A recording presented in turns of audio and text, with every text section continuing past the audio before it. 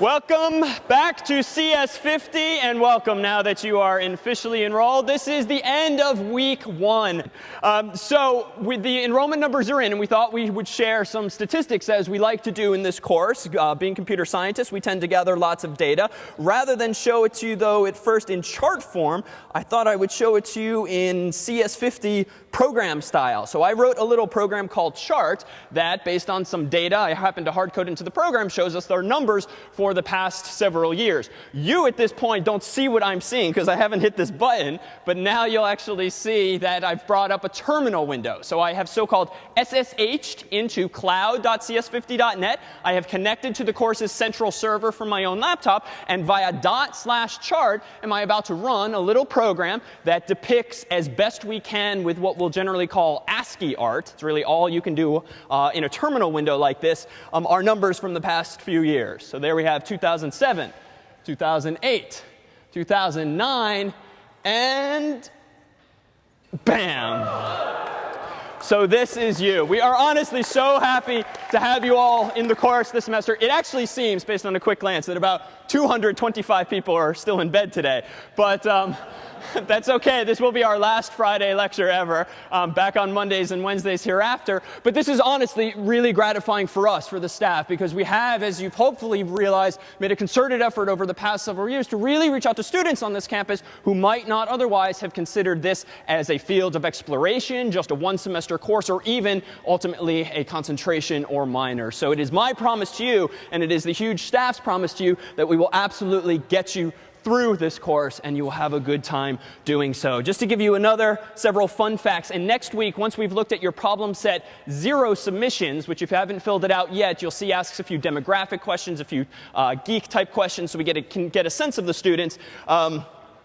We have this breakdown in the class right now. So historically, the course is a lot of sophomores who, like me, perhaps, are realizing that they finally have time to explore beyond their own interests. But it's a pretty good breakdown. So if you've been thinking you're like the only senior here who's taking this course, not at all. There's about 100 of you. There's about 100 juniors. There's a couple of hundred sophomores and about 100 freshmen. So it's a really nice demographic.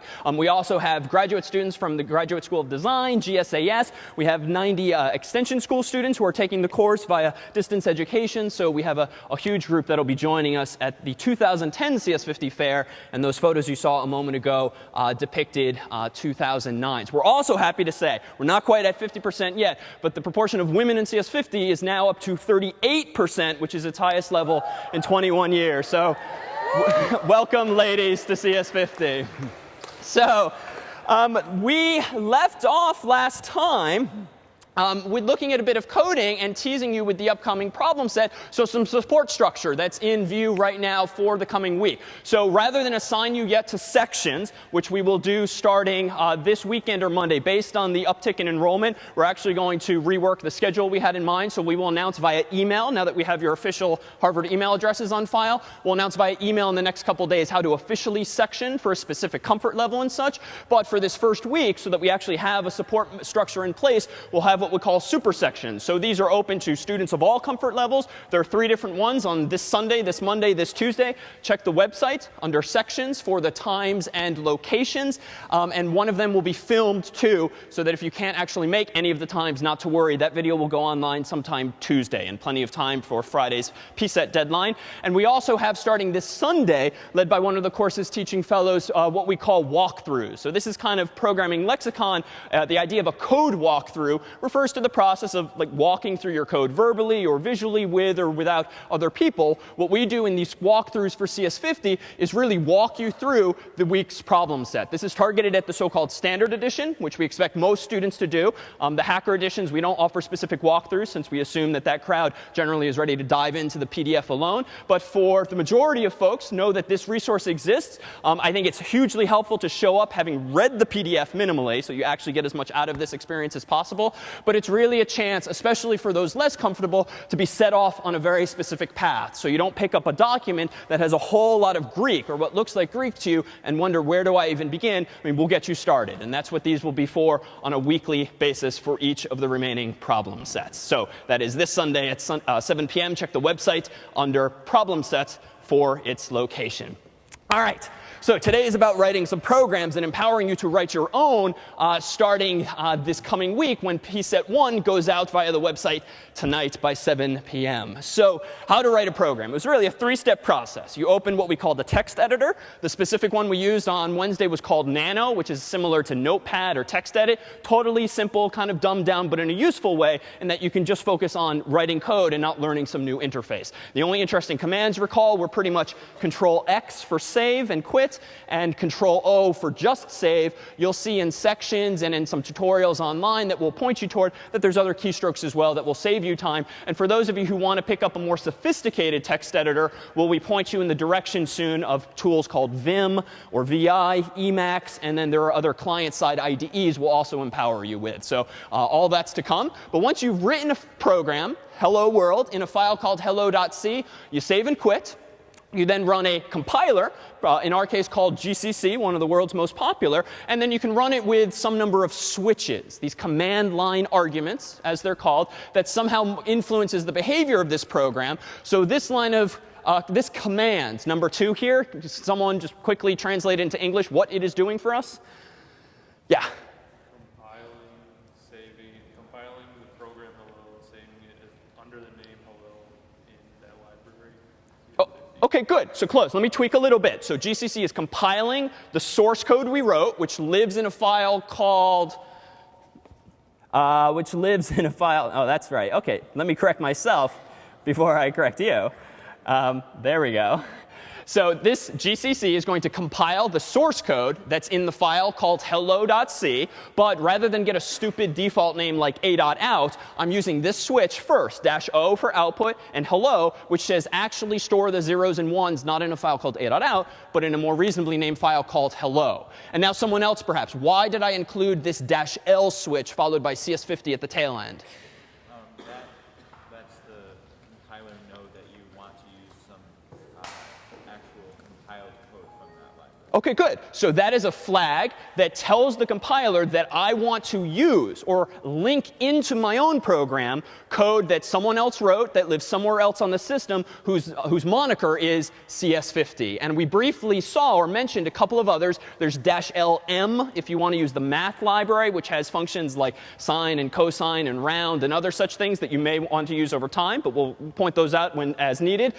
There's -ln curses we saw briefly, which is a very simple graphic library that did that funkiness toward the end of Wednesday. And there's a whole bunch of others. But the takeaway for now is that if you don't include -l CS50, you get some mention, some error message about undefined symbol. And that should be your clue that, oh, it's undefined in that I haven't told the compiler that I want to link in these zeros and ones. And then finally, this number 3 command does what? Just runs it. /hello runs the program. And what do we often see if you omit, little sanity check, the /? An error message of some sort like file not found or command not found. And that's because hello.c is something I just wrote. It's not something I downloaded or bought and installed via double clicking or anything like that. Because I wrote it, compiled it in my current directory, I have to be ever so emphatic to the computer that it's actually right here. And dot signifies my current working directory, the folder that I am currently in.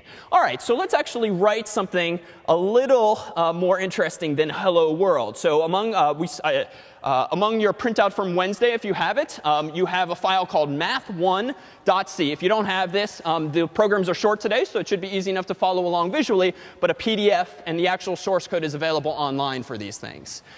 So based on initial impressions, what does this program do when you run it? Yeah. OK, good. It adds x to y and stores it into z. But if someone wants to be even a little more snarky, what does this program do? Nothing, right? It actually doesn't do anything at the end of the day because I am performing this math. So it's doing something underneath the hood. Is it doing something useful for me? It turns out not. But it does evince the fact that we have some basic syntax like mathematics and equal signs and whatnot with which we can now start using for more useful purposes. But let's just quickly point out what this actually does. And actually, could one of the TFs grab the laser point? Oh, here it is from Barry. So this line here declares a variable, just storage space, called x, and it's of type int, which means an integer has to go in it. The equal sign is really called the assignment operator. And one of the things neophytes trip over early on is that we'll soon see there's not only an equal sign operator, there's equals equals. And we'll see what that means in a moment. And it's just because they mean different things. And generally in this language called C, as well as a lot of others, almost all of your lines have to end with semicolons, but not all, just almost all. And we'll see the difference. Case in point, there's no semicolon here, there's no semicolon here, there's no semicolon here. So really the rule of thumb, if you think back to Scratch, is that anytime you write a statement, something that does something in one line of code, you generally need the semicolon there. But you'll get used to the syntax before long. Then I do the same thing on line 2, and I declare something called y. I assign it a value of 2. I then create a third variable called z, add those two digits together, store the sum. But at the end of the day, this program does, in effect, nothing because I'm not printing the answer. I'm not saving the answer. I'm not doing anything with the answer. And so when I run this program, nothing all that interesting happens. So let's go ahead and compile this. GCC math1.c. And for time's sake, I'm not going to bother changing the name all of the time, at least for now. It compiles OK. The program is called a.out. So I run this, enter. And therein lies the nothing. So let's actually do something a little more interesting. Let's look at a version 2 of this file. And for reference, incidentally, in case you ever forget what the point of some exercise was, I'll almost always comment the code up top with a quick sentence or two that reminds you what this program does. So here's one that's slightly more interesting. And now, in a sentence, what does this one actually do? Prints the answer, right? So that's the marginal improvement here. And we've seen this syntax before. Last time we used printf generally to print a static string, like a hard-coded string, like DAVID, just for example's sake. But remember that we did introduce a function, a little utility that you can use to ask the user for some text, get it back, and put it in a variable. Because what's nice about printf, and this is what the F implies, format strings, I can embed inside my double quotes special strings like %d for digits, %s for strings, and there's a few others that we'll see over time.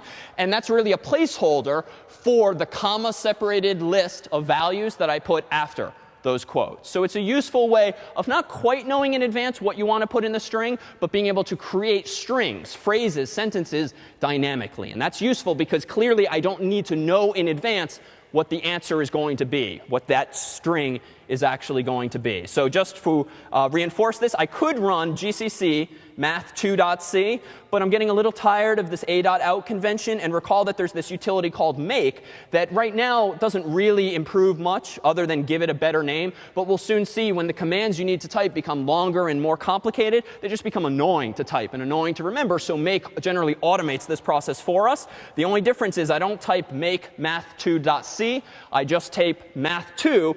Make then assumes I mean a file called make math2.c and goes and finds it. Now notice the command, this is not an error message. Make is first showing me the command that it is executing on my behalf. So really, once we start writing more interesting programs, you would have to type out long, annoying commands like that to just compile more sophisticated programs. And here we already see a hint that make is going to simplify all of that for us. In fact, as a little helper, notice what it's sort of automatically including for me. What's this thing here?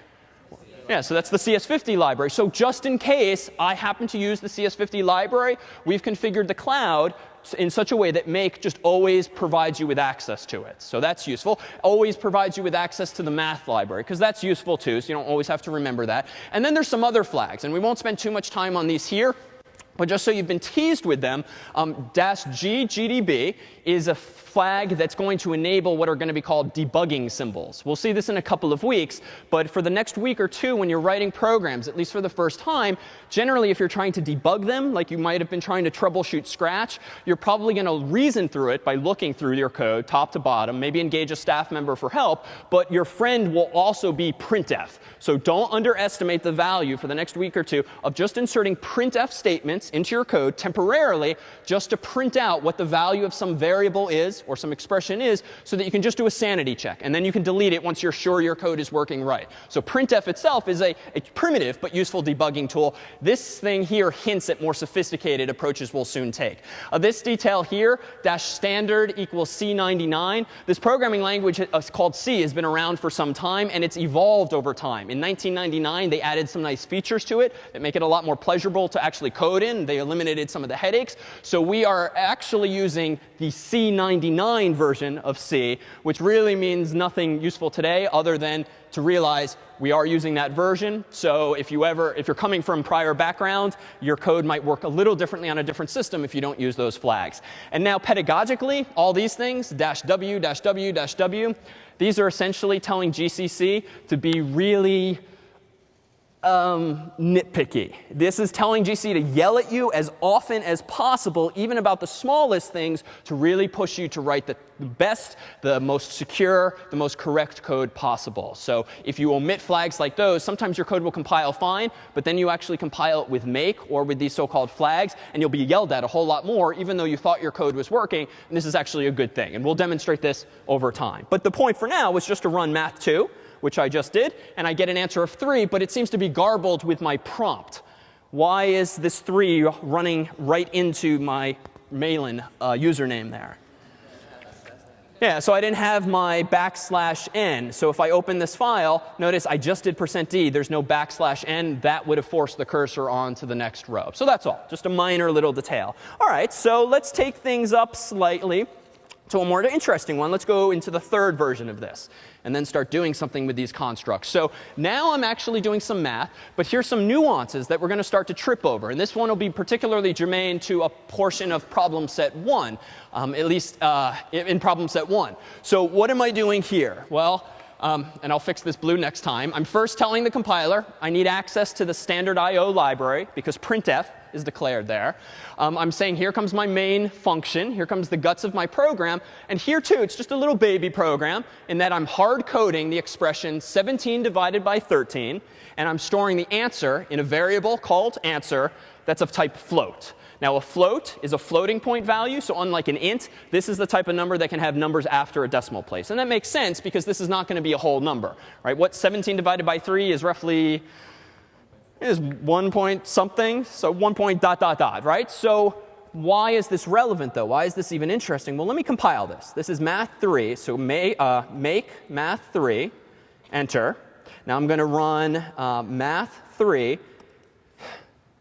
My program, or this computer, seems to be broken. It seems to think the answer is 1.00.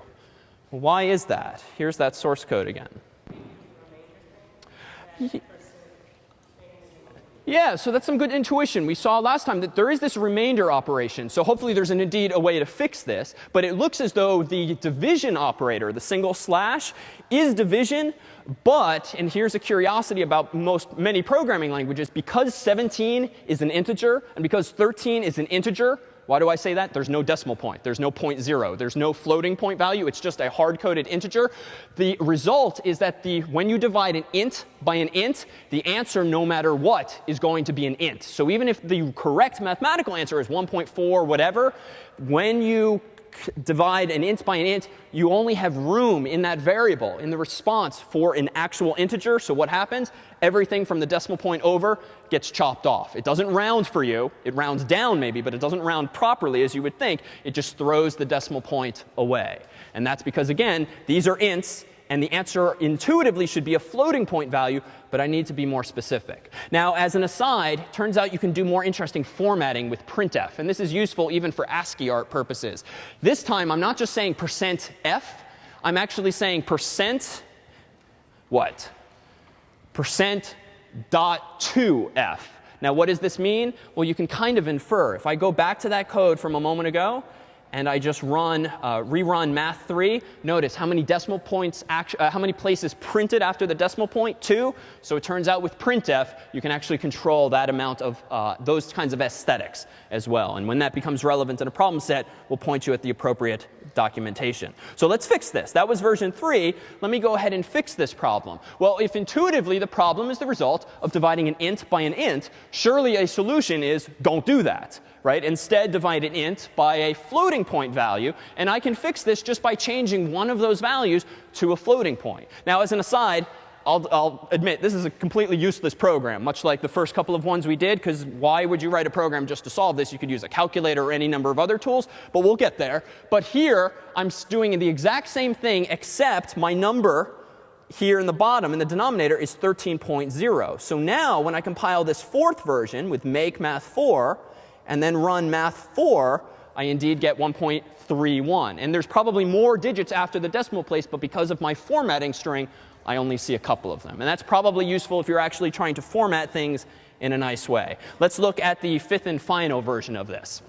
It turns out that in a lot of languages, C included, you, the programmer, knowing a bit about how the computer works and the language works, can exercise more fine-grained control. You don't need this hack of just like manually adding a decimal point just to fix that problem. You can compel the compiler to treat some value as a different type of value, at least if it makes intuitive sense that that should be possible. So here what I'm doing is 17 divided by 13, but because of this parenthetical, open parenthesis, float, close parenthesis, because of that parenthetical, that has nothing to do with math. This is a programming language thing. That is a casting operation, C-A-S-T. So what that means is the compiler is actually going to first cast, so to speak, 13 from whatever it is to a floating point value, and then perform the division for us. So that more rigorously fixes the problem. Now, why is this useful? Well, we'll talk before long about cryptography. And cryptography involves scrambling information, converting what a human can read into sort of nonsense that hopefully a bad guy cannot read. But we know already from week 0 that computers ultimately represent all information with numbers. And if they want to represent letters inside memory, well, what do? Or what do they use? They want to represent letters and not just numbers. So yeah, not binary per se, but ASCII, right? You just need to come up with a convention that maps the numbers that are very easy for a computer to store. You have to come up with a convention that maps numbers to letters. And the thing we've seen thus far is called ASCII. Now, ASCII involves characters. We know from Wednesday, if briefly, that there's this thing called a char, or car, depending on how you want to pronounce it, which is just a single character. But there's also an int. But if we know that 65 is the int that maps to the capital letter A, we've already seen verbally that you can convert letters to numbers and numbers to letters. And so here's the syntax with which we'll soon be doing that. If you want to convert a number like 65 to the letter A, you just have to tell the computer, cast that int to a char. If you want to do the opposite process, you simply cast to an int from a char. So this is a teaser of functionality to come. Now, as for all of these data sizes, let's close one outstanding question. Here's a program that's a little useful in that it's just a little cheat sheet for me. I've declared up top 4 variables, a char called C, a double called D, a float called F, and an int called I. And those are 4 of the data types we've discussed thus far. And I don't quite remember from reading or from class how big these things are. Well, it turns out, and this is sometimes useful, but later on more likely than now, but C has a size of operator that takes an argument in parentheses, and it will tell you how much space is used to store that particular data type. So I'm printing out line by line. A char will take out some number of bytes, a double, some number of bytes, a float, and an int. So it's pretty much copy and paste. And the only thing that's differing is the name of the type and the name of the variable I'm using. So let's go ahead and make size of. Let's go ahead and run size of. And we should confirm some of the stuff we started talking about the other day. So a char is 1 byte, which is bits. How many? So 8 bits. So that's pretty easy now. A float is 4 bytes, as is an int. And an int is interesting because with 4 bytes, you get 32 bits. And so what's the biggest possible number you can represent, give or take, with 32 bits?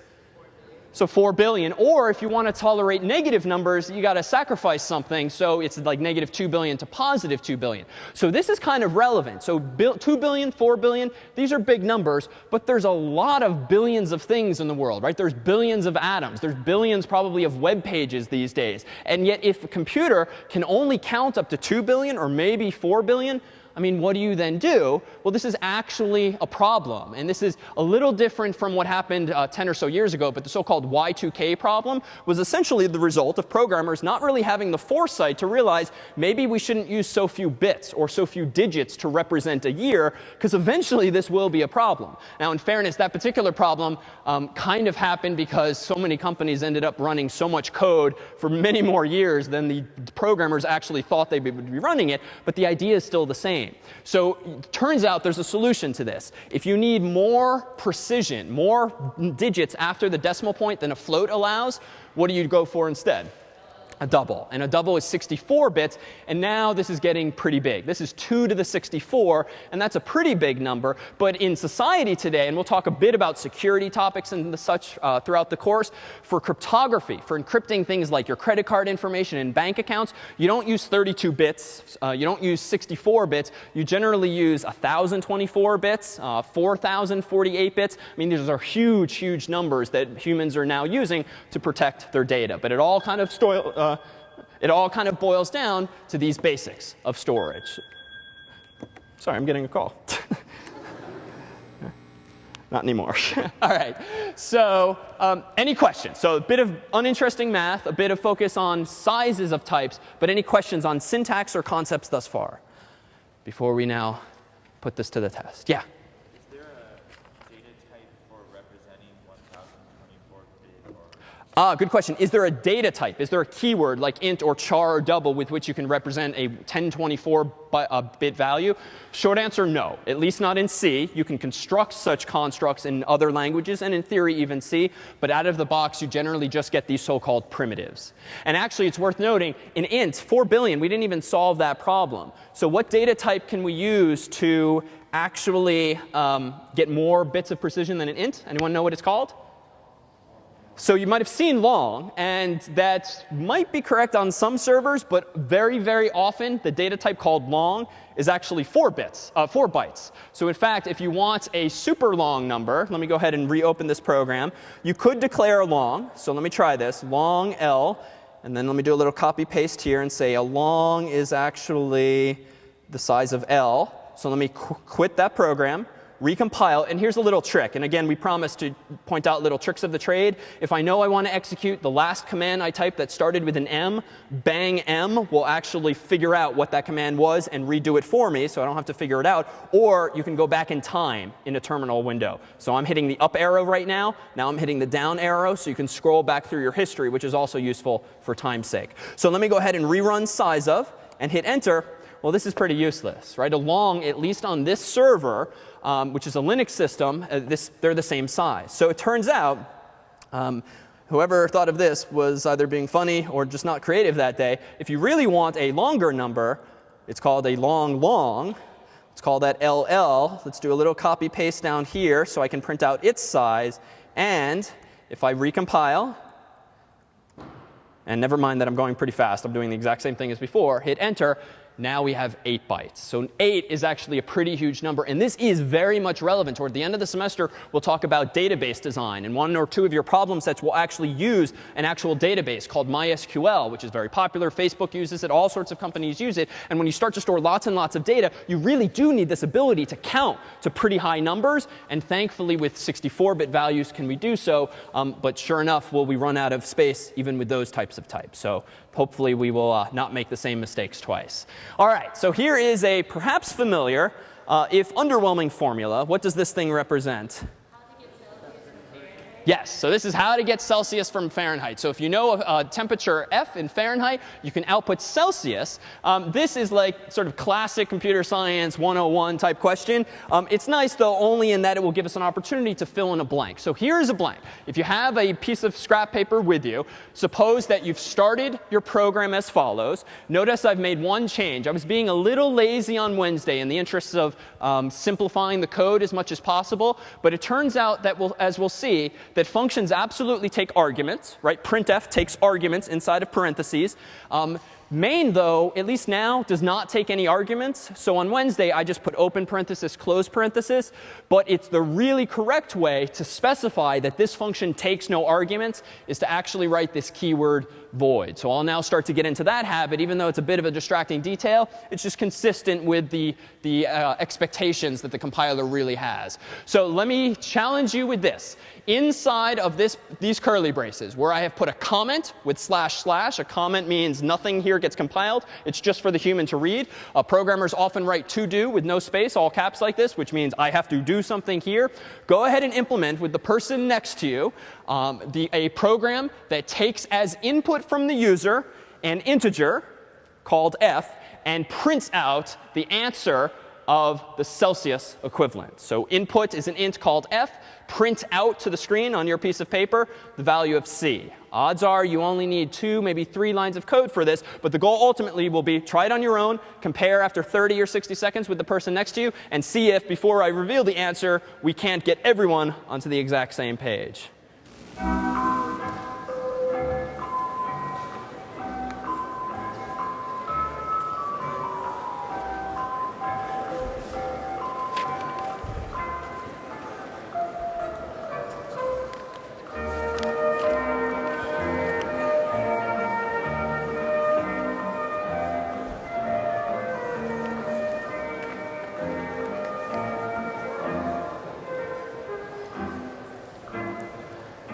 We'll let it loop once more.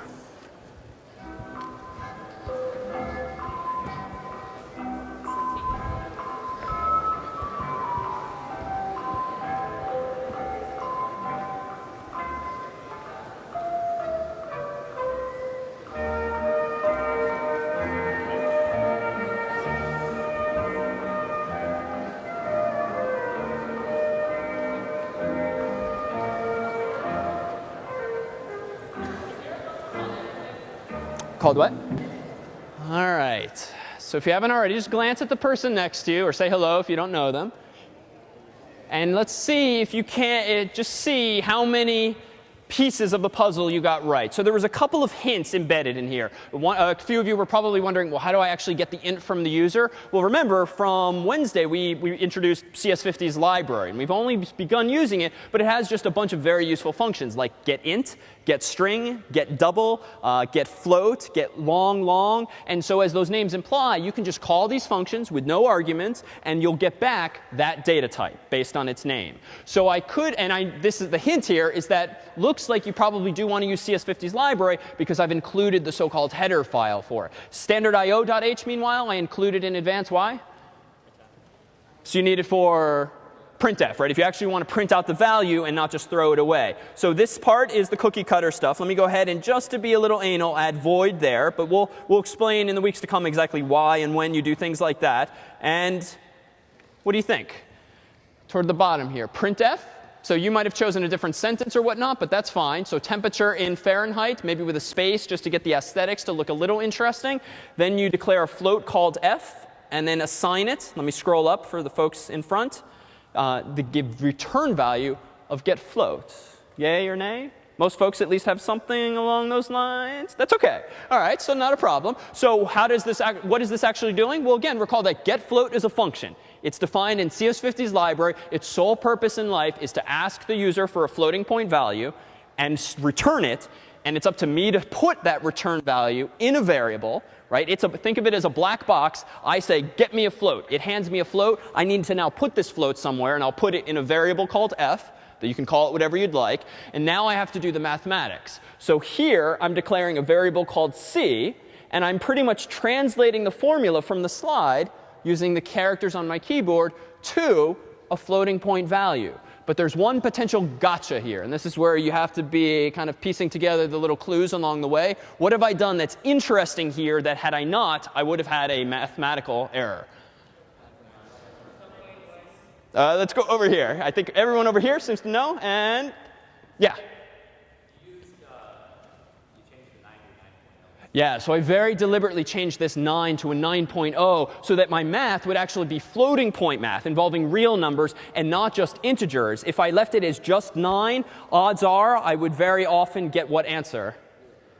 right? I would get 0, right? Just to take a look. If this is 9, 5 divided by 9 is always going to be 0 point something. And if you thus have two integers and you're rounding down, which is what happens when you do integral math using this operator, I'm going to get 0 times whatever. So my answer is always going to be 0, and therefore almost always going to be wrong. Yeah? Excellent question. So isn't f already a float? That's true, but especially because of my parenthesization over here, because I'm saying do f minus 32, but then multiply it by the division on the left. Just as in grade school, when you're doing division and multiplication, you do it from left to right in terms of order of operations. The 5 is going to get divided by 9 first. The answer is always going to be 0. So yes, f is a float, but that solution is too late. We need to fix the problem sooner. So how do I switch the parentheses and put that first? So yes, you could. If we did that, if we moved f minus 32 over to the left, that would give me a floating point answer, because f is a float. Then I'd be multiplying a float by 5. So that's a float times an int. That's OK. That's going to give me a float. And then I divide by an int. That's OK, because so long as you have a float involved at some point early on, you're OK. The problem only arises if you have an int divided by an int, and that operation is being performed before others. You'll run into errors. Yeah? It only works with division. Like, it doesn't matter. Like, f minus 32. F minus 32, no. So that's not as big a deal. It's really the multiplication and, in this case, and division that the problem arises. Yeah? Instead of putting 9.0, can't you just put float in parentheses? So I could, absolutely. So that's a good application of the alternative I proposed. I could have just done this. And the only reason I didn't here is just because now I look at this, and now it's just getting confusing for me, even per someone who's been programming for a while. Just too much parentheses for my taste, so I went with the other approach. But absolutely, could you do that? Yeah? Well, you talked last week about a lot of these. Why are you writing out float? Because didn't you say you can do things like just %f? Oh, good question. So when we've talked about printf, whose purpose in life is to take some input and then print it out to the screen, printf supports what are called format strings. They are just placeholders. But this is a different context. Here, I actually need to tell the computer, give me some bytes in RAM in which to store a value, and that value is going to be a floating point value.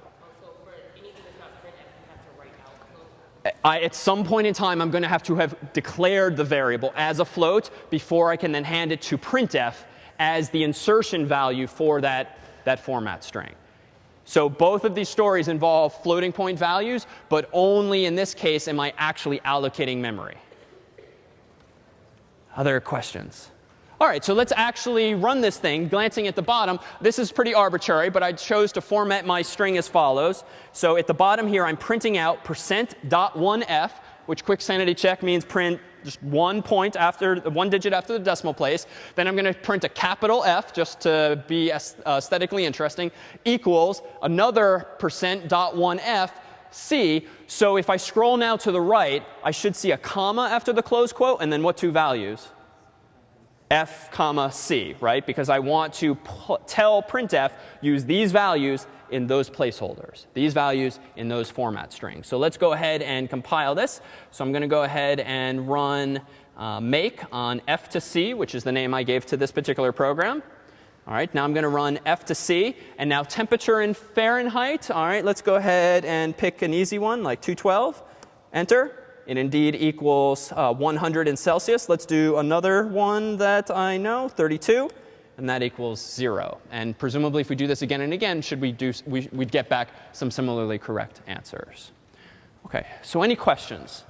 Yeah? For the printf, you use printf for that, but could you also use get string? Good question, and short answer, no. So can you use getString to print the answer? No. So we deliberately in CS50's library named these functions consistent with their behavior. So when you have a function called getString, that means that it's going to get a string from the user, prompt the user for a string, whereas printf is literally going to print it, not to paper, but to the screen.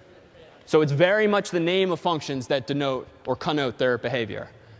All right, so let's go ahead and introduce a couple other capabilities so that we can finally start writing programs that maybe print out charts or interact with the user, play games, or the like. Well, most of this stuff is actually pretty similar to Scratch. So it turns out in C, you can absolutely represent the idea of a condition, a branch, a fork in the road. The syntax actually looks similar, reminiscent to Scratch, where you have a puzzle piece reminiscent of this shape, but you have to say if, followed by a space, followed by, in parentheses, the Boolean expression that you want to check. More on those in a moment. The curly braces are then the C's way of kind of making a puzzle piece that looks like this, so you can put stuff inside. So the open curly brace followed by the closed curly brace means everything inside of these curly braces should get executed, but only if that first condition is actually true. You can stack these things in C. So if you want to do if and then rather, let me tweak this just to simplify. If you want to stack these things and do this in one case or that in another,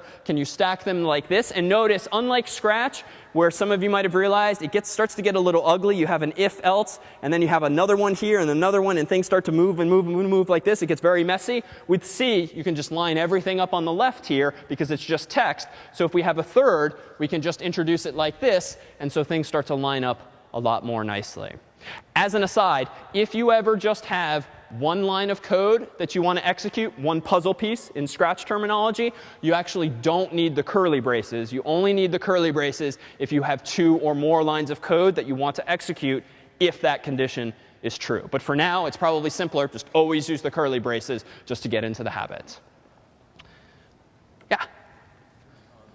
You said you need a space between if and the parentheses. Does that actually matter? No. OK, so you caught me in a small white lie for pedagogical sake. So the question is, do you have to have this space between the if and the parenthesis? So short technical answer is no. As a matter of style, the course would staunchly preach yes, for the sake of readability. So this is a topic that will be threaded throughout the course. Thus far and in Scratch, we'll pretty much focus on the idea of correctness. Does your code work as we asked it to and as you intended it to? But the 2 other axes per the syllabus that we'll explore in great detail in the course, and also these are the axes along which we'll evaluate your submissions, are design. In other words, how well implemented is this? Did you just copy and paste 50 times when you could have just used a loop that cycles 50 times? So that would be a matter of good versus bad design. And there's this third axis called style, which is really a more subjective aesthetic sense. So you will see in textbooks, in programs I write, in programs the teaching fellows and course assistants write, very different approaches to style. For instance, and this is a good canonical example, a lot of people, especially those who write C, actually put their curly braces on this first line. And just intuitively, someone unfamiliar proposed why this might be better. Because there's probably no right answer here. But why might this approach be better? Yeah. Yeah, it's just practical, right? This takes up 3 fewer lines. And when I'm starting to write lots of lines of code, it's frankly kind of useful to be able to see more on the screen at once without having to scroll. So I would argue, as a matter of practice in my own life, and certainly in a teaching capacity, frankly, I find this much more readable. And it's also much more similarly structured to Scratch. But realize that with these decisions, it's going to be a matter of style. And so what you'll be pointed to in Problem Sets 1 PDF is something we call the CS50 style guide. You'll see highlighted in green good ways of doing things. You'll see things highlighted in yellow, ways you can do things. Just make sure you're doing it because you know what you're doing and you like the way you're doing it. And things in red like this, which I see surprisingly often because none of us teach this, and yet we see submissions like this. Indenting like this really helps no one, as you see in red up top. So you can do some crazy things because at the end of the day, the computer really doesn't care. The compiler is going to ignore all of this so-called pretty printing, all of this indentation, all of this white space. That's really for the humans' benefits, both yours, your colleagues, the teaching staff, and the like. And so you'll learn over time, both by seeing and by doing, that there are generally some good ways, some OK ways, and some bad ways of actually writing code. But that's a principle we'll practice over time. Why don't we go ahead and take a 5-minute break?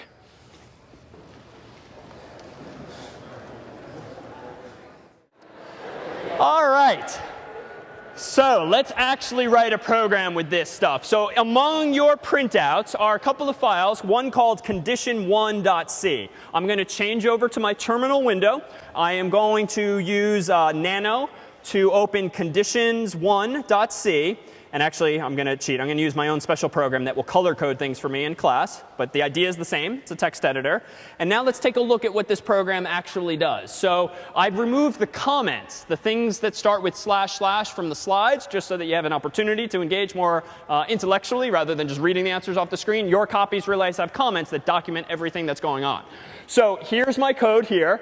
I'm first saying printf. I'd like an integer, please, a colon, and a space just for aesthetic reasons. Then I'm declaring a variable called n. It's of type int. And I'm using the so-called assignment operator, a single equal sign, to store in n what? The int. So to store in n whatever getInt returns. Now, what does it mean to call getInt? Well, as we'll eventually show you the source code, the code we wrote for getInt itself. But for now, assume that getInt just makes the cursor blink, or at least stay steady. It depends on your computer and operating system and such. But suppose that, think for now, that getInt just makes the cursor blink or wait for the user to type in an int and then hit enter. So that's what it means to get an int. If you instead use getString, same thing, blinking cursor, the function is just going to wait for the user to type a word, a sentence, or whatever, and then hit enter. And we'll see if you try to mess with our functions by providing a string when we want an int, or providing an int when we want a string, you may very well get yelled at and the user will have to retry. So we've embedded some error checking, if you will, into our implementations. Now at this point in the story, I've got a variable called n. I've stored in an int. What am I now doing? Well, here is one of these conditions, these branches. We've used them in Scratch. If n is greater than 0, I decided I would say, you picked a positive number \n to put the cursor on the next line. Else, if n was not less than 0, I say, you picked a negative number \n. And notice, because I have just one line of code inside of each of these branches, what have I clearly omitted? The curly braces. So I actually don't need the curly braces because I only have a single line of code. But if I did have 2 lines of code or more, I would in fact need to put those back. Why omit them? It's just a little more compact. As the gentleman there said, it just frees up space on the screen for more content. And that may very well be a very reasonable decision. All right, so there's a bug. The astute or the mathematicians will realize that what will happen here? Right, so 0 is supposed to be neither positive nor negative, and here I am just simplifying and saying it's actually going to be negative. All right, so we can fix this, right? We've seen this branching construct in Scratch. We've seen it a moment ago on the slide, and see, we just need to use not an else, not just an if, but an else if. And so here do we see we can check for equality with 0. And here, as promised, is that other operator. Looks a little weird, but because assignment is already using the equal sign to assign one value on the right to a variable on the left, well, the world had to come up with another symbol that looked as similar as possible just for people's sanity, so they went with equals equals. So this is the equality operator, whereas a single equal sign is the assignment operator. So now we have 3 conditions, 3 forks in the road, and this program is in fact correct, at least hopefully. Let's go ahead and make conditions 2 and hit enter. All right, that's good. So now I'm going to go ahead and run conditions 2. And now notice, as promised, I'm using a Mac here, so my cursor's not actually blinking. But the cursor is waiting there for me. Nothing is happening until I actually type in, let's say, David. OK, obviously, that's not an int. I called getInt, and as promised, it's going to yell at me by saying retry. And it will just do this ad nauseum until I actually give it an int. Or if I realize, wow, I really screwed up this program, I can't give it what it wants, know that when you're writing code, and the problem set will remind you of this, if you absolutely have to kill your program, you don't have to close the window, reboot, crazy stuff like that. Generally, you can hit Control-C, and it will just abort the program right where it is, in case you ever get trapped in some awkward situation. But let's actually play this game properly this time. So I'd like an integer, please. 1, 2, 3, enter. You picked a positive number. Let's now do negative 1, 2, 3.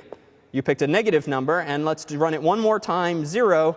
You picked 0. So that's good. So this program, in fact, seems to be doing something helpful finally. So now let's take a look at how else we could approach this. Well, it turns out that if you want to check 2 conditions, and you only care that one of them is true or the other one is true, you might want to say, you know, in the real world, if you go to a movie theater, Are you, for this R-rated movie, are you 18 and over, or are you with a parent? So if you want to do this condition or this one, you don't want to break those conditions up because you want to let those people or that family in either way if either of those conditions is true, so you can OR them together. In Scratch, the block you may have used for this idea literally says OR for OR. In C, it's 2 vertical bars. And if you've never used those, they're usually above your return key. You might have to hold the Shift key or something like that, but they're standard keys, and it's double bars, no spaces in between them. We'll eventually see that a single bar means something different. So double bar means if this condition or this one, and maybe even both, are true, go down this road and execute that code.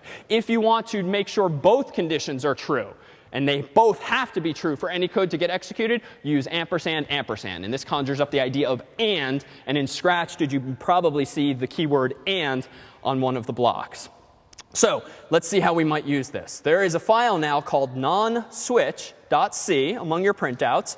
Let me scroll down and take a look at what we can now do. Our program can get a little more interesting, a little more judgmental based on our input. So at the very top, I've coded up the same thing as before. Give me an integer between 1 and 10. Or rather, give me an integer between 1 and 10, a little different this time. Then I call getInt, which is going to handle the difficult users for me. If they type in bogus characters, it's going to yell at them and make them retry. And eventually, I'm going to get handed back an int, which I'm storing in n. Well, if I actually want to judge this number based on its magnitude, well, I can say now if n is greater than or equal to 1. So on your keyboard, you don't have a greater than symbol with a minus sign right underneath, right? Even though you might have that in Microsoft Word or the like. But that's fine. In C and most programming languages, if you need greater than or equal to, use greater than, and then right next to it with no space, put equal to. And that conjures up the same idea. So if n is greater than or equal to 1 and n is less than or equal to 3, let's just judge this thing a small number arbitrarily. Else if n is greater than 4 and n is less than 6, let's call it medium. Else, if n is greater than or equal to 7, less than or equal to 10, let's call it big. And if the user typed in 0 or -10 or 20 or whatever, let's just use the all-inclusive else block and just say you picked an invalid number. So at this point, now the code's getting a little more interesting, but it's also getting a little bloated. It's also kind of growing in size. Are there syntactic alternatives to implementing the same idea? In Scratch, you may have realized that I could implement my program this way with these puzzle pieces, but kind of feels like I could use these puzzle pieces instead. That's absolutely the case in programming. Even though you'll see a whole bunch of constructs today, and even throughout the course, you will find that there's often multiple ways to implement something, and it will be up to us to guide you toward better design and making, given 2 different options, the better choice as time passes. So turns out C supports what's called a switch, a switching construct. This thing's nice because rather than do if and or and all of this, you can instead enumerate things a little more cleanly, albeit apparently at the expense of more white space. So the top of this program is the same. Give me an integer between 1 and 10. I get the int and store it in n. The switch statement takes inside its parentheses an int or a char or some primitive type. So for now, assume it's got to be an int or a char. And then what I get to do inside the curly braces is literally, line by line, enumerate the cases that I want to apply to the following code. So this code is identical functionally to the last implementation we saw, nonswitch.c. But I'm just ever more emphatically saying in case 1, that is when n equals 1, or when case 2 applies. When n equals 2 or when n equals 3, do what?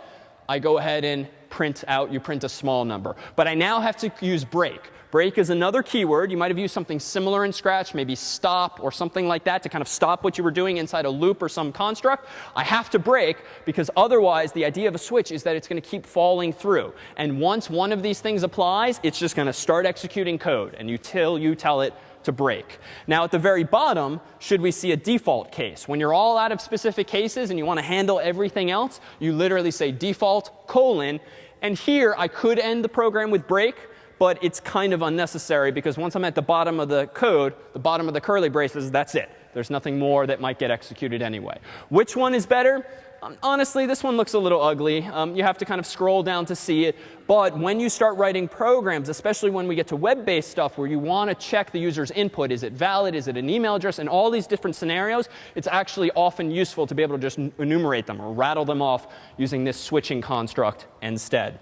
All right, well, we saw loops in Scratch.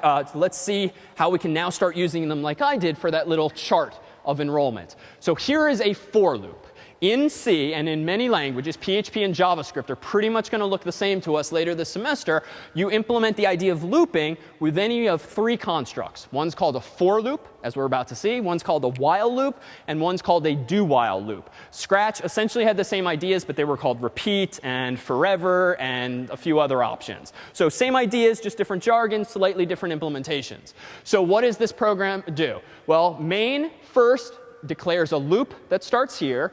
And then there's three parts to the parentheses after the keyword for.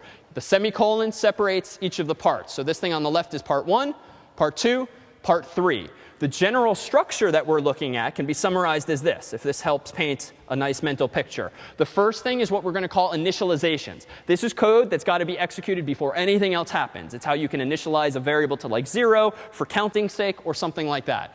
Condition, this thing in the middle between the semicolons, is going to be checked every iteration of the loop. And as soon as this condition or these conditions evaluate to false, the whole loop terminates. So unlike Scratch, where you pretty much had to say repeat 10 times or whatever, or forever, where it was just forever, with for loops, can you actually specify a finite number of iterations? And as I learned 15 years ago, finite is important. So finite number of times can you specify with a condition, as we'll see in a moment. And then finally, updates. It's not a good thing if you're just looping and checking some condition, but never actually changing the state of the world. If you're not updating some variable by incrementing it or decrementing it, if you're not changing anything, presumably the conditions are never going to evaluate to false or the opposite. So you're just going to have an infinite loop, which might be your goal, but odds are it's not. So how might we use this in practice? Probably the most common approach to using a for loop is just to iterate from I equals 0 up to some value. And in this case, it's very reasonable to use a variable called I, even though that conveys very little information, if the whole point is to be an index, just from 0 to 1 to 2 to 3 to 4, or even downward, depending on your goal. So this declares an integer, a variable of type int called I, and initializes it to 0. This checks, is I less than or equal to 100? If so, proceed to loop. I proceed to loop. I print %complete. And this looks a little messy, but notice what's embedded in there is some familiar stuff. %d means digits. Yep, so one or more digits. % means percent. So just as we had to escape things with backslashes in an awkward way, same deal with % in this context. If you want a literal %, it's %, and then \n. So this program, if you run it, based on intuition or the little cheat sheets in front of you, what is this program ultimately going to do for me? Yeah, it's going to count from 0 up to 100%. It's going to be my sort of simple implementation of a progress bar. So let's go ahead and try this. So I'm going to run progress1. And again, it's kind of a weak implementation.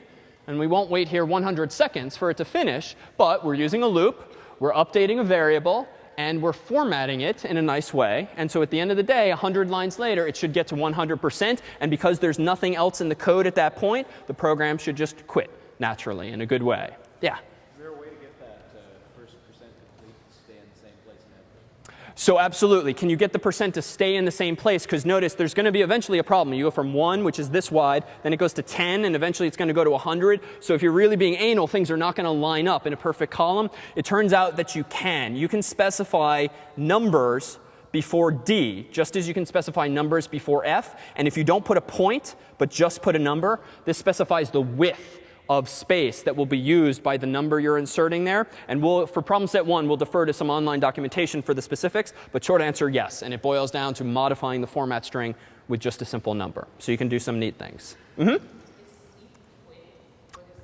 Very good question. So sleep, as the name implies, simply puts the program to sleep for a second, in this case, because I'm saying sleep for a value of 1. Where does that come from? Well, I actually unintentionally glossed over that detail. At the top of this program, notice I had to whip out another header file, because sleep is not defined in CS50's library. It's not declared in the standard IO library. It's apparently defined in the uni-standard library, UNI std.h. Well, how in the world did I know that? Well, as you'll see in problem set 1, we again, to be clear, lest you walk out of here uncomfortable today, realize it will very much hold your hand for this first problem set through these various steps. It it turns out on a Linux system, there's this command called man for manual page, and you can look up documentation for various functions. So if I type man sleep, this is going to give me the user's manual for a program called sleep, but there's a gotcha, and the problem set makes clear. Notice that it says at top left, sleep 1. Turns out this user's manual, just like a typical book, has multiple sections or chapters. And chapter 1 is generally about programs. So it turns out there's a program called sleep, just like there's a program called nano, a program called GCC. That is not what I want. I want the function, which is a little tool, a line of code I can include in my own programs. And generally, those tools live in chapters 2 or sections 2 or 3 of the manual. So if I specify the number 3, now I'm in the right place. Again, preset 1 will walk you through this, and you'll get familiar with this stuff, even though it looks a little arcane at first glance. But long story short, if I want to use a function called sleep, the reason I, the programmer, knew to use that library, that header at the top, because it told me to in this little synopsis. And I read the documentation, did what it said, and that's how I got my program to compile. And you'll do exactly that with some hand-holding in problem set 1. So let's make this slightly sexier. So I'm going to wave my hands at what one of these things here does, F-flush standard out here. But I decided this is kind of a weak implementation. A progress bar is not supposed to print 100 lines just to update its status. Generally, we like to see a little animation. So let me go ahead and compile progress 2 instead, and this time run this one. It turns out that you can keep the cursor on the same line and update the same line of code again and again by not using \n, but instead by using the more retro \r, which doesn't move the cursor down, as we said. It instead moves it back to the beginning, much like a typewriter would cycle back to the beginning. So here, I'm calling printf in a loop again and again, but I'm literally overwriting the previous thing that I wrote. And because I'm writing out a string that's the same length, my strings aren't getting shorter, it's creating this illusion of some animation. But really, the computer's just so fast, I'm drawing the same string with just a slightly different number again and again after going to sleep 1 second at a time. Yeah? So is there a /letter command for printf to make it just like type stairs? You know what I mean? Good question. Is there a command in printf? Not that's as easily said as done. You could absolutely implement something more interesting, and something even more animated, like we saw on Wednesday or even earlier today. But it takes a little more than just a format string. All right, so let's take a look at one last thing here, one last version of progress. So in addition to for loops like this, know that there are while loops. And when do you use one or the other? At the end of the day, you can implement the exact same program using a while loop that you can using a for loop. It's just your code is going to look slightly different. And odds are, if a week hence, 2 weeks hence, just for fun, you decide to re-implement your Scratch project or some tiny piece of it, it wouldn't be surprising, or shouldn't be, if you end up implementing the same game or animation or whatever using a completely different set of puzzle pieces. Same deal with C here. So with a while loop, you have a condition very similar to the if blocks and the else if blocks that we've seen. This is a condition that's checked again and again every time you cycle around. But notice, unlike a for loop, if you want to declare a variable or increment or decrement a variable, you got to do that yourself. You got to do it above this chunk of code. You've got to do it inside this chunk of code. The burden is put on you. You don't get the nice little feature of a for loop. So we can see this in progress 3.c. This is the exact same program that I had in progress 2.c. It's the fancier version that's actually using \r to move things to the end of the start of the line. Again, for today, let me ignore what F-flush means. It solves a slight bug if we don't use it at all. But more on that in the future when we talk about files and creating files. But notice what I have to do here. Because the for loop hands me placeholders in between those semicolons for variables and such, and now I don't have those with while loops, I got to roll this one myself. So I have up here at the top of my program a variable called I of type int, and I have to initialize it up here to 0. Now I say while I is less than or equal to 100, I write my code, I sleep for a second, but here, as we saw in week 0 with the shoe example, putting on socks, I have to increment this variable explicitly myself. Now instinctively, prefer the for loop or the while loop? Yeah, I'd probably vote for 4 here. Just feels a little cleaner, but it's going to depend. And you will see over time, as you've seen with Scratch, that there's going to be different ways to implement these various goals. Now there's this last type of loop. So with this type of loop, do things get a little bit reversed. So the do-while construct is not as useful as the other two. I probably whip out a do-while loop very rarely. But very often when programming games or any program that takes user input and has to check that user input and yell at the user if they're messing with you or aren't providing what's expected. Now, what do I mean by that? The difference with the do-while loop, as the syntax kind of suggests, is this construct is going to do something no matter what. It doesn't check a condition. It does something. And then what does it do? Then it checks the condition. And if the condition is true, then it goes back and does it again. If it's false, it just breaks there. So conceptually, the key difference here, besides the syntax looking slightly different, it just means that if you want a chunk of code to execute no matter what initially, you can use the do-while loop. If you want to check a condition first, you can use the while loop. So let's see this in practice. I'm going to open up a program called positive1.c. I'm going to scroll down to the juicy part here. It too is pretty short, but take a look at what this one does. Here too, it gets a little ugly, and this is why I tend not to like this construct, at least in C, but sometimes it's necessary, or it's the simplest way to achieve this goal. I declare a variable called n. I'm not giving it a value yet. So I had better be careful. One of the details we'll see over time, especially as we discuss security, failing to initialize your variables to values you know about is very bad practice in general. Because if you forget, if you're writing a program that's not 6 lines but 600, leaving things in an unknown state is just asking for trouble, because it's these kinds of things that bad guys try to take advantage of by putting data there that you didn't expect. But for now, let's see if it's OK. Logically, it looks like I'm safe because I know what I'm doing here. So int n is just gives me 4 bytes for an int, but it doesn't put anything there yet. So let's put something there. Do the following. Print. I demand that you give me a positive integer. OK, I was a little angry when I wrote this. So next, I call the CS50 function called getInt. And what do I do with its value? I put it in n. So here's where I'm pushing back. I know this is OK because I'm not using n until I myself put something there. So it was a little risky, but safe in the end because I didn't do anything else with it. Now what do? At this point in the story, I now check. While n is less than 1, what do? This again and again. So it feels a little backward mentally, perhaps, but this is saying do this block of code as long as n is less than 1. So the takeaway is that if the user actually gives me 2 or 3 or 4 or whatever, this expression is n less than 1 is going to evaluate to false if it's actually 2 or 3 or 4 or whatever. So this do-while loop immediately breaks out at the point of that check. Now, if I am difficult with the user and I compile make +1, and I then run +1, and again I say, David, well, it's going to make me retry. Then I type -1, 0, maybe it's -0, still didn't work. 1, thanks for the 1. And so now it actually spits that out for me. So what else can we do with this version? Well, let's take a look at this variant, positive2.c. So it's a little different, but notice now I'm getting a little fancier, and you might have started doing these kinds of things in Scratch as your programs got more sophisticated. Here, I'm declaring another data type altogether. There's this notion of a Boolean value named after Mr. Boole, which is just a notion of true or false. This doesn't actually exist in C itself. We put it there via the CS50 library. We'll pull back that layer before long. But other languages, Java, C++, and the like, all come with bool. This is a true or false value. Because I was taught good style, I'm giving this variable a name that conjures up the idea of its role, which is thankful or not. I initialize it to false. Now what do? I print out, and this is only wrapping because of the big font. I print out, I demand that you give me a positive integer. I then do this. If getInt's return value is greater than 0, what do? In plain English?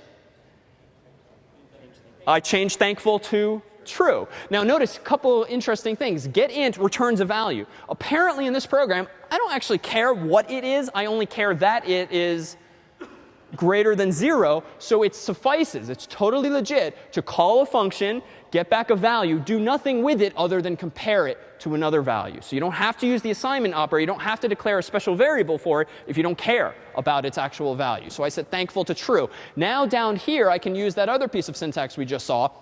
I want to keep doing this while I am not thankful for the user's number. So in other words, if thankful is still false at this point, it means this condition did not work out very well. And so I'm going to do this block of code again. Now this version is arguably a little better in that it's just a little more clear. It's a little more readable because I'm using a Boolean value that tells me, the programmer, this is true or this is false. Well, let's clean this up slightly. Turns out with a Boolean expression, you don't have to use the equality operator, equals equals. You can just say what you mean mean. And this starts to make our code more readable, more elegant, just a little more compact.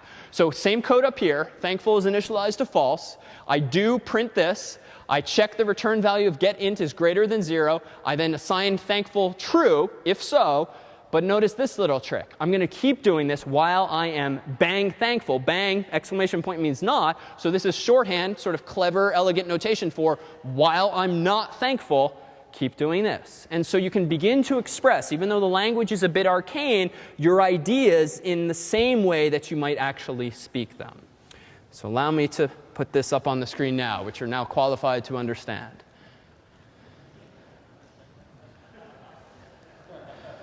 I'm very sorry. We're turning you into the people who do understand these. Problem set 1 will be posted on the course's website tonight by 7 p.m. It will very clearly walk you through the week's challenges. We will see you next week.